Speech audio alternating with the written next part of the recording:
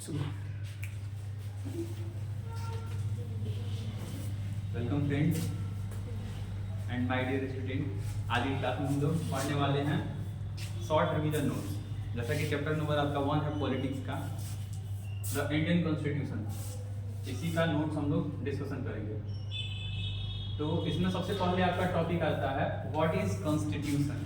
ठीक है, तो हम लोग कॉन्स्टिट्यूशन के बारे में थोड़ा सा समझ लेते हैं बच्चे। कॉन्स्टिट्यूशन क्या है? तो कॉन्स्टिट्यूशन का आप इस तरीके से डिफाइन कर सकते हो, a set of rule and regulations that every citizen agrees upon forming the basics for how a country is governed। मतलब कि रूल्स का ये सेट होता है जिसमें बहुत सारे रूल्स वगैरह होते हैं जो कि कंट्री को चलाने के लिए इंपॉर्टेंट होता है। Regulations that every citizen agree upon, और उस पे सारे जो सिटीजन है ना वो एग्री होने चाहिए। मतलब कि जो रूल है उस पे सारे सिटीजन को एग्री होना होता है। And the basis for the how a country is govern, और उसमें लिखा होता है किस तरीके से जो कंट्री है उसको गवर्न किया जाएगा, चलाया जाएगा। अगला एक पॉइंट इसमें है defines the fundamental natures of a society and protect citizen from abuse of power by the government. यानी कि इसमें जो ऐसा नहीं है कि बस जो पावर दिया गया है गवर्नमेंट को तो वो सिटीजन के ऊपर कैसे भी लागू कर सकता है, ऐसा नहीं है। मतलब रूल्स सारे सेट किए गए हैं जिसमें ये भी पता चलता है कि जो गवर्नमेंट है वो अपने पावर का गलत मिसयूज नहीं कर सकती है। प्रोटेक्शन प्रोवाइड करवाता है, यानी हमारा कॉन्स्टिट्यूशन जो है वो प्रोटेक्शन प्रोवाइड करवाता है सिटीजन्स के राइट को, ताकि उनका राइट का हनन ना हो सके। ठीक है, अगला देखते हैं द इंडियन कॉन्स्टिट्यूशन। अब इंडियन कॉन्स्टिट्यूशन के बारे में अगर बात कर ले तो इसको अडॉप्ट कब किया गया था? इसको अडॉप्ट किया गया था 26 नवंबर 1949 में। ठीक है, अगर इसको देखा जाए इसको इफेक्ट में कब आया था एंड कैम इनटू इफेक्ट तो जनवरी 26 1950, यानी 26 जनवरी 1950 को, जो कि हम लोग हर साल रिपब्लिक डे के तौर पे मनाते हैं इसको। आगे देखा जाए तो अगर कुछ की फीचर्स के बारे में बात कर लिया जाए इंडियन कॉन्स्टिट्यूशन के, उससे पहले हम जानते हैं ना कि जो संविधान निर्माता है वो हमारे डॉक्टर भीमराव अम्बेडकर हैं, इनके द्वारा ड्राफ्ट किया गया था। अब कुछ की फीचर्स के बारे में हम लोग बात करेंगे तो सबसे मोस्ट इंपॉर्टेंट हमारा की फीचर आता है फेडरलिज्म। फेडरलिज्म क्या है? सिंपल हम इस तरीके से बोल सकते हैं कि power is the shared between the central government and the state government. जो पावर होता है ना, मतलब कि 2 टियर का गवर्नमेंट होता है, फिर 2 से ज्यादा टियर का गवर्नमेंट होता है, जिसमें पावर का शेयरिंग किया गया होता है सेंट्रल गवर्नमेंट और स्टेट गवर्नमेंट के बीच में।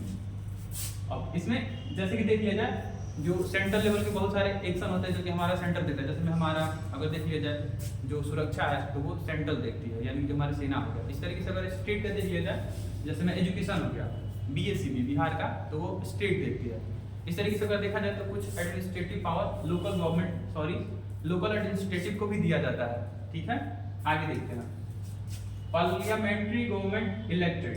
हमारा मतलब ये की फीचर्स के बारे में बात कर रहे हैं। यहाँ से देखिए की फीचर्स में पॉइंट नंबर 1 फेडरलिज्म, जिसका आप समझ चुके हो। सेकंड है हमारा पार्लियामेंट्री गवर्नमेंट, मतलब जो हमारा कॉन्स्टिट्यूशन है ना या फिर जो हमारा कंट्री है वो पार्लियामेंट्री बेसिस पे चलती है, जहाँ पे जो रिप्रेजेंटेटिव होते हैं वो इलेक्ट करके आते हैं from the government and the prime minister is the head, और उसका हेड कौन होता है? तो प्राइम मिनिस्टर होता है जो इलेक्ट करके आता है।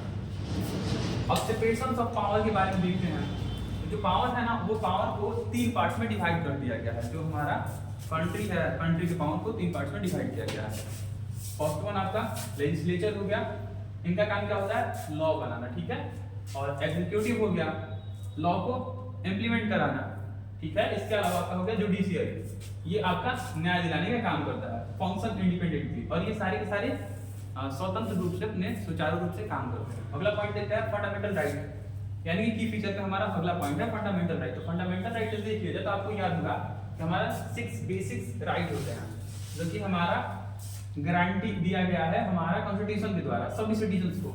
Right to equality, right to freedom, right against exploitation, right to freedoms of religion, culture and educational right and the right to constitution remedies. यानी कि इतने सारे राइट है जिसमें इक्वालिटी को सबको अधिकार है, इसके अलावा फ्रीडम का अधिकार है, उनका हनन नहीं किया जा सकता है, इसके अलावा वो चाहे किसी भी रिलीजन को फॉलो कर सकते हैं, प्रैक्टिस कर सकते हैं, प्रमोट कर सकते हैं।